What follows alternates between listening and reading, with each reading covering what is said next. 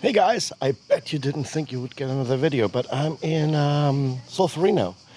It's the birthplace of the Red Cross.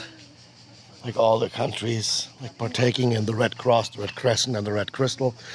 They just have to be RCs, like Red Cross is for almost everyone. The Red Crescent for people who don't like crosses and think that the crescent is cooler, like namely the Islamic world. And the Red Crystal for one and only one, and that is Israel, because they don't do the cross or the crescent.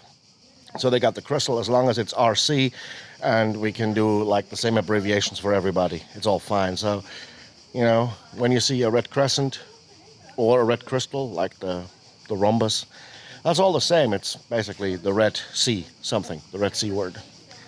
And this is Solferino, where it all began, where Henri Dunant in 1859, on his way to intercept Napoleon, he was trying to sell shit to Napoleon, and he was on his way to meet Napoleon III, and that kind of got interrupted right here because he came here on the 25th of June, and on the 24th of June, and on the 23rd, there was the massive Battle of Solferino between the Austrian and the French troops right here.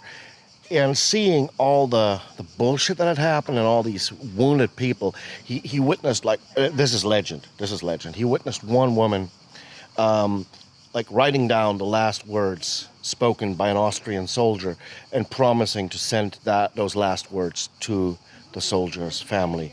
And driven by his humanitarianism, which would later, be his biggest downfall. And I'll make a long video about the truth about Henri Dunant, which has nothing at all, is nothing like the stuff you're hearing in these fictionalized accounts. But driven by his humanitarianism, he stopped and he commandeered an old church and he turned it into a hospital, where he would, under the motto Sempre Fratelli, we're all brothers, which was with the ladies, he was picking up old women and children from the nearby towns and basically asked them to help do medical or give them, medical and dying aid and write down the last words for soldiers. And he built 3 or 4 hospitals, and because it was really, really hard, within days, it was really, really hard to get anything here, like supplies. He bought the supplies with his own money, and he built the first couple of buildings, or the first couple of combat hospitals.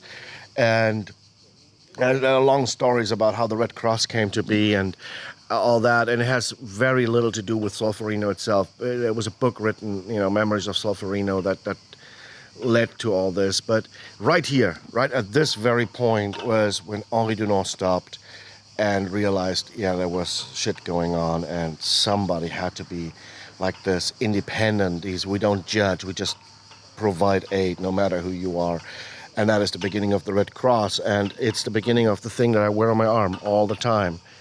Basically, the idea that there are 7 things that you should be totally committed to. And I'll make a video about the 7 things, humanity and universality, and don't,